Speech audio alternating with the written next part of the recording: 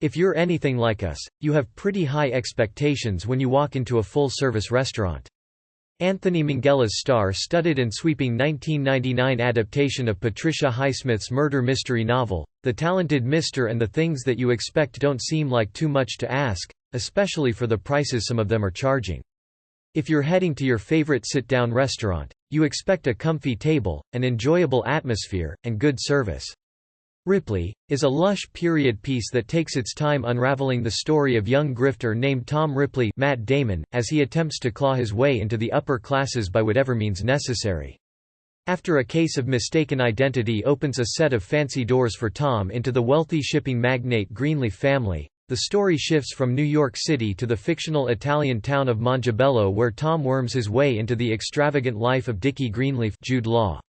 Oh, and there's a good chance you expect to be served fresh food, made as soon as you're done placing your order. It's not a fast food place, after all. However, a series of strange encounters leads to murder and identity theft as the talented Mr. Ripley attempts to hold on to his newfound high-class status.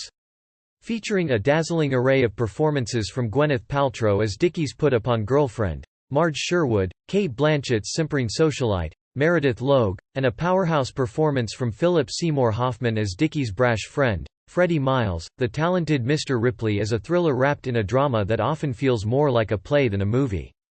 There's no doubt the chef in the back is prepping your meal for the oven or the grill as soon as the waitress tells him what you want, right? Maybe. With all the twists and turns, what happens by the closing credits? Here's the ending of The Talented Mr. Or maybe not. Even at fine dining restaurants, serving pre-made food is a commonality most patrons are not aware of, and it happens a lot. So unless you absolutely love reheated leftovers, here are some clues to help you figure out when the food you're eating has been pre-made. If your restaurant order is up in a snap, it might be pre-made. You may be excited to see your waitress approaching with your food as not long after you order it, but the biggest indicator that you're dining at a restaurant serving pre-made food is how quickly your food arrives at the table. A freshly prepared meal that's made to order takes time. What doesn't take much time is reheating pre-made food, like is often done at fast food restaurants. Ripley explained. Warning: major spoilers below. Tom Ripley and the borrowed Princeton jacket. As the title implies, Tom Ripley is a very talented individual who was unfortunately born poor. If you're at a non-fast food restaurant and the food comes out lickety-split like drive-through service, that's a telltale sign that the restaurant is serving pre-made food. After all, it should take a lot longer to make a fresh grilled chicken breast or risotto than it does to assemble a fast food burger. We all like fast service, but all good things take time, and that includes freshly made food. If the menu offers an extensive list of options, some it is probably already made. We all appreciate having choices, but there can be too much of a good thing. One look at a menu offering items a mile long may send your brain into a tizzy trying to figure out how the chef does it.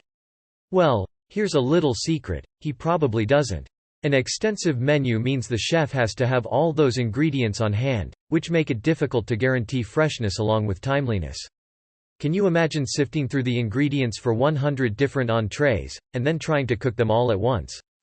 To solve this problem, chefs often use pre-made food. After filling in as a piano player for a friend's opera recital at a fancy Upper West Side home, his borrowed Princeton coat prompts shipping magnate Herbert Greenleaf, James Rebhorn, to approach Tom since his son, Dickie, also went to Princeton. Tom didn't go to college, let alone Princeton, but he goes along with the mistaken identity, seeing a potential opportunity. When Mr. That can range from already packaged products to preparing the meals in advance, but either way, they're getting a head start, and the quality of your meal may suffer from it. If you pick up a menu that has pages and pages of items on offer, maybe check out that new place next door instead. Greenleaf asks Tom to please go to Italy and bring his wayward son back home. Tom agrees, even though he's never met Dickie in his life. From the start of The Talented Mr. Ripley, we see Tom's pure yearning for a lifestyle that he'll never be able to access on his own, and the $1,000 finder's fee was life-changing money back in 1958. And then, Tom starts getting into character. Since Dickie is obsessed with jazz, Tom studies it to get an in with the man he's pretending to already know. But from the start, we also see Tom's malignant ambition when he introduces himself as Dickie Greenleaf while meeting socialite Meredith Logue at luggage pickup on their cruise to Italy. Or at least be ready to eat something that's seen the inside of a microwave. If you're at a popular chain restaurant, the food is probably pre-made often enough. The establishment you're dining at is the first indicator that your meal is pre-made. Choosing a chain restaurant for your dining destination may seem like a safe choice. You know what's on the menu, and you know what it's going to taste like, no matter what city you're in. Tom pretends to be traveling under his mother's name, as Meredith is, and this connection made under Dickie's name will prove indispensable to Tom's later plans. Tom Ripley meets Dickie Greenleaf in Mongibello. After arriving in the coastal town of Mongibello, Tom begins spying on Dickie and his girlfriend, Marge, trying to get a sense of how to connect, which he does at the beach where Dickie and Marge sunbathe every afternoon. Obviously, Dickie doesn't remember Tom because Tom never actually went to Princeton, and Dickie is suspicious until Tom reveals that not only is he an exceptional mimic, but that he was hired by Mr. Chain restaurants are consistent in their meals for a reason: they're pre-made. If you've ever wondered why, say, your Alfredo dish at Olive Garden looks and tastes the same no matter what Olive Garden you're at, it's because there's probably not a chef in the back painstakingly preparing each dish from scratch. Chain restaurants usually have a rigorous process of food preparation that happens before it even reaches the restaurant. The food is often mass-produced, frozen, and then heated and assembled according to strict guidelines. So yes, your Alfredo will be the same every single time you order it, and so will most of your other meals at chain restaurants. For them, consistency is key. Greenleaf to bring Dickie home. That may be a good thing if you like that dish, but it's time to give up on misconceptions that it's a freshly made meal. If the texture of your meal isn't normal, it might be pre-made. Say you're at a restaurant and you order a steak cooked rare. You wait in anticipation, salivating over the thought of slicing into a juicy, pink steak. Your order arrives and it looks just like you imagined it would, except for the taste. You've had a rare steak before, but this seems more like rubber than meat. That's probably because your steak hit the microwave before it hit your plate. And it's not only the texture that changes when it's been microwaved. Studies have shown that meat cooked in a microwave will have less flavor than meat cooked on a grill, as the rapid cooking means it has much less time for the flavor to develop. Anyone who has prepared a home-cooked meal can tell the difference between something prepared fresh, and something that's been nuked to death in the microwave. When you order food at a restaurant and the textures and tastes are a bit off, you know in an instant that your meal wasn't fresh. How much time it spent reheating in the microwave, on the other hand, is a question you can ask your server. If all the seafood on the menu is fried, it was probably frozen. A menu containing nothing but fried seafood? Now we smell something fishy. Restaurants that only offer seafood in fried form is a clear indicator that the restaurant doesn't serve fresh fish. This is an interesting move on Tom's part, revealing almost his entire hand from the get-go, but it quickly ingratiates Dickie to Tom, and they become fast friends. Tom also reveals his other considerable talents of forgery and lying, both of which Dickie finds hilarious and charming, at first. All the while, Tom has discovered Dickie is having an affair with a local woman named Silvana Stefania Rocca, which he keeps to himself. And just as Tom's welcome is starting to wear thin, he reveals his jazz obsession to Dickie, who suddenly doesn't want Tom to leave anymore and invites him to stay in his and Marge's home. Breading and frying seafood is an easy way for cooks to mask the fact that the fish was previously frozen. Tom and Dickie's relationship deepens, but it's not exactly mutual. It's possible that they didn't even bread the fish themselves. Food distributors offer a variety of pre-made fried fish, so all the restaurant has to do is heat and serve. Next time you order up a plate of fried Baja fish tacos or fish and chips, don't be surprised if your fish was reheated in a deep fryer. Especially if there's not a piece of breadless, non-fried fish in sight. If substitutions can't be made, it's probably because it's already made. Leaving cheese or bacon off a burger shouldn't be a problem at a sit-down restaurant. But how about ditching the mushrooms in your veggie lasagna? Or the chicken in your minestrone soup? High-end restaurants can surely handle a request like that, right? If your server says they can't make a substitution, it's probably because that dish has already been made. Dickie treats Tom like a project, a charity case, and Tom is clearly falling in love with Dickie and truly believes they're best friends. Freddie Miles arrives and ruins Tom's plans. Dickie Greenleaf is a considerably charming man, and Tom is fully smitten with him.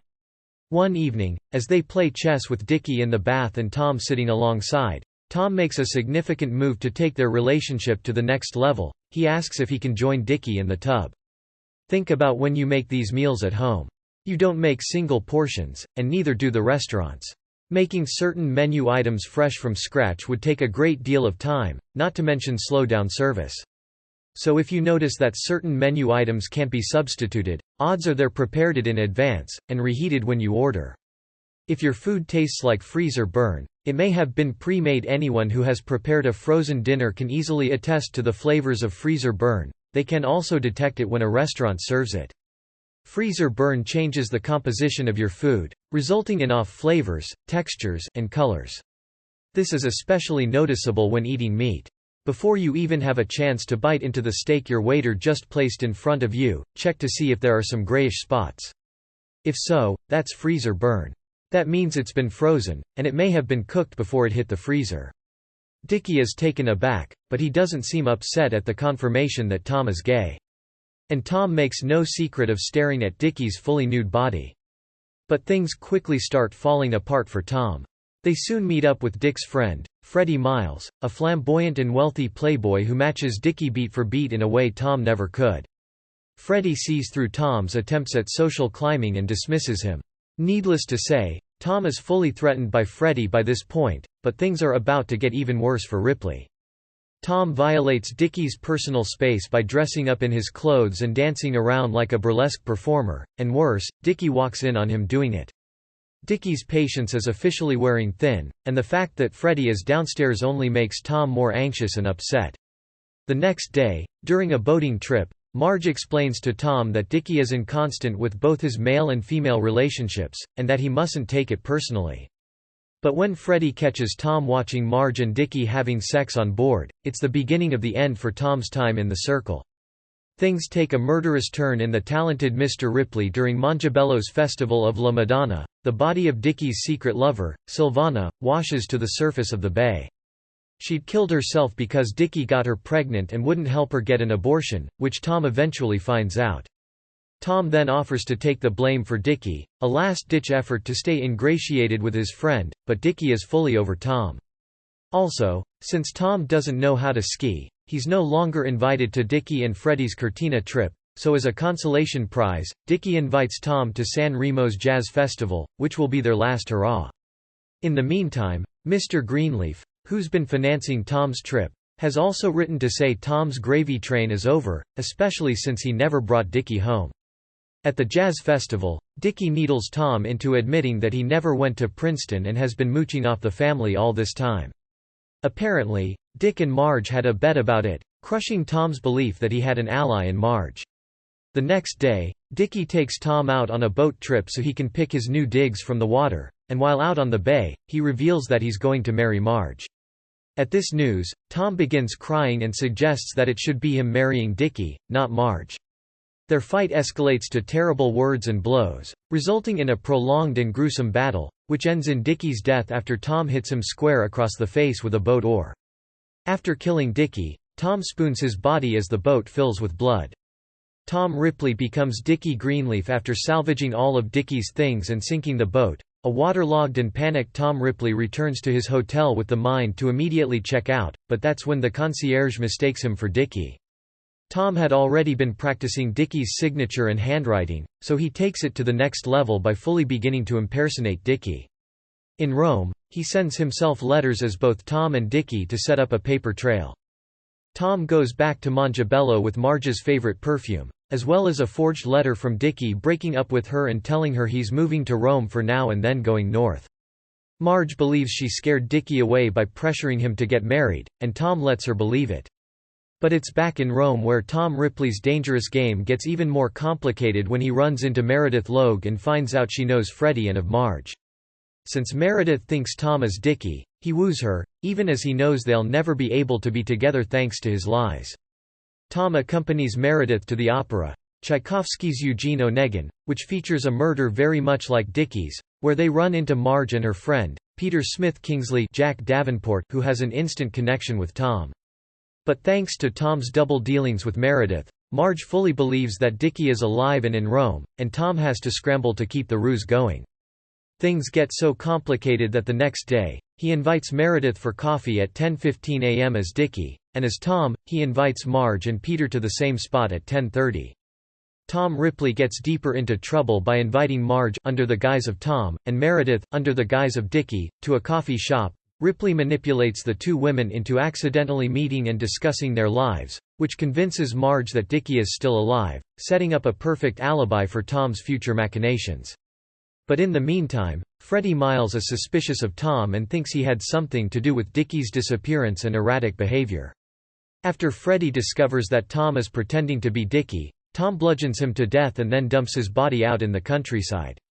After Freddie's body is found, the theory gets floated that Dickie is the one who killed Freddie, and some even suspect that Dickie might have killed Tom, too, and was traveling under his passport. That is, until Marge and Peter see Tom again in Venice. Because Tom Ripley has been as elusive as Dickie Greenleaf, the police want to question him, and Peter accompanies Tom as translator. But it's also clear they're romantically interested in each other, and Tom's entire demeanor changes when he's around Peter.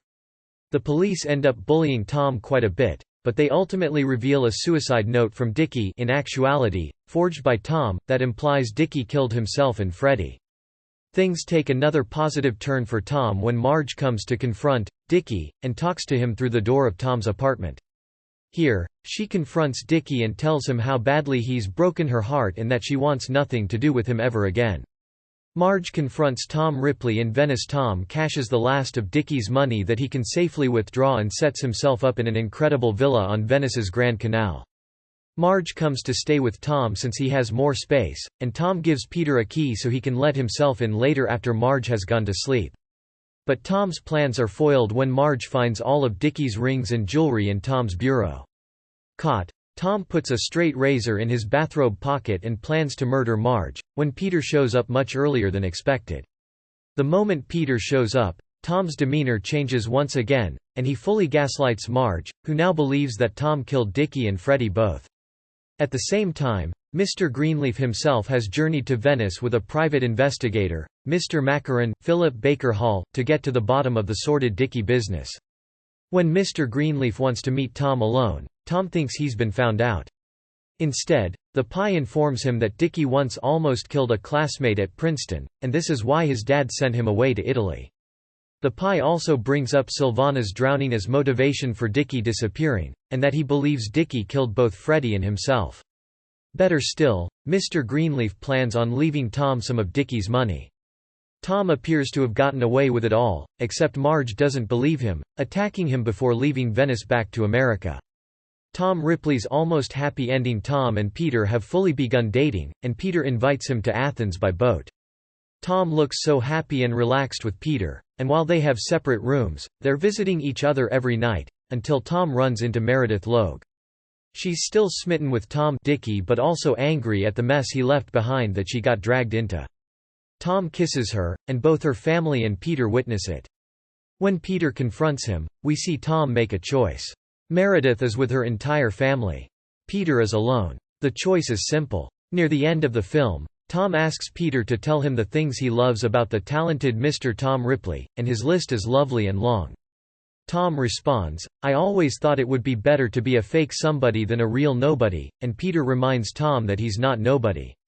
Still, Tom strangles Peter, killing the only person who's ever loved him fully just for being regular old Tom Ripley. Tom is devastated by the end, cursing the Princeton jacket that he borrowed that got him 3 murders deep and fully enmeshed in a stolen identity. There's also an implied suggestion by the end of The Talented Mr. Ripley that Tom will have to kill Meredith Logue and maybe even her family at some point in the near future, lest he be discovered as Dickie Greenleaf's murderer and impersonator, unraveling the intricate tapestry he'd woven from the moment he met Mr. Greenleaf in New York. Homophobia and homoeroticism in The Talented Mr. Ripley. The Talented Mr. Ripley takes place in 1958, a time when it wasn't allowed or safe for men to be openly gay in the United States and many other countries. Tom Ripley, as a young gay man who grew up in poverty, has none of the protections of wealth that could keep him safe from society's prejudices. For example, one shocking scene of homophobia comes when the detective from Rome confrontationally asks Tom if he's homosexual.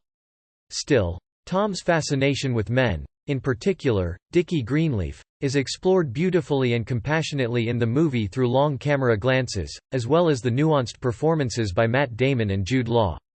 Today, we might label Dickie Greenleaf as bisexual or pansexual since he's involved with women but also has very close and intimate relationships with men that border on sexual. The movie doesn't shy away from these underlying, homoerotic themes, such as the moment when Tom asks if he can get in Dickie's bathtub and Dickie fully considers it before saying no. Dickie even preens for Tom as the bathtub scene wraps, fully playing into Tom's crush and creating the foundation of a narrative that would later force Tom to confront Dickie about his sexual feelings. An androgynous-voiced Chet Baker's version of "My Funny Valentine," a recurring song throughout the film, fully plays into the homoeroticism that drives the talented Mr. Ripley. 1950s class consciousness in The Talented Mr. Ripley. While the homoerotic and homophobic themes of The Talented Mr. Ripley are certainly a huge focal point of the story, this is also a movie about a young man desperately trying to break into the upper classes and using his various talents to get him there. The Greenleaf name opens up a lot of doors. Their driver tells Tom on his way to the boat that'll take him to Italy. But what Tom doesn't realize until the end is that he'll never fully be part of that world. Even as he impersonates Dickie Greenleaf, he'll never actually be Dickie, and ultimately, that's what he wants: a full social and economic rebirth into a wealthy family. The Talented Mr. Ripley is also about the kind of mental illnesses that can emerge as a result of poverty and desperation. "I've gotten to love everything about the way you live," Tom tells Dickie. It's a love affair. He covets Dickie romantically, but he also covets Dickie's financial security. In contrast, how the rich folks take their wealth for granted is a loud counterpoint to Tom's humble background. Meredith Luggage shames Tom for his small suitcase and tote bag, and Freddie comments on Tom's ugly corduroy coat, which was his best clothing. Dickie jokes that the privilege of his first-class education has resulted in him being unable to write or spell, and that he doesn't need to worry about it. Ultimately, Dickie sums up his perception of Tom saying, "Who are you? Some third-class mooch," a comment that pushes Tom over the edge to kill Dickie. The fragmentation of self in The Talented Mr. Ripley. One of the visual motifs in The Talented Mr. Ripley that's also gorgeously explored through director Anthony Minghella's spectacular light and production design is the fragmentation of Tom Ripley's self throughout the movie. We often see Tom's face bisected by objects around him, and he often stares at himself in a mirror as he mimics other people like Dickie Greenleaf and even Marge. When Tom and Dickie take their first trip to Rome, Tom stares at his reflection superimposed over Dickie, noting how similar they look, information that later leads him to steal Dickie's identity. By the end of the film, Tom gets into a motorcycle accident while riding down a lane in Rome that's lined with mirror vendors, thinking he's seen Dickie's reflection hiding in a mirror. He later explains his injuries by telling Marge that Dickie had beaten him up, taking the metaphor to the next level. When Tom kills Peter, a mirror features heavily as the murder happens off-screen. Tom at this horrible point only exists as a reflection. He's stopped being real altogether as his crimes escalate. By the closing credits of The Talented Mr. Ripley, Tom Ripley is gone, and all that's left is a monster who's very good at pretending to be human.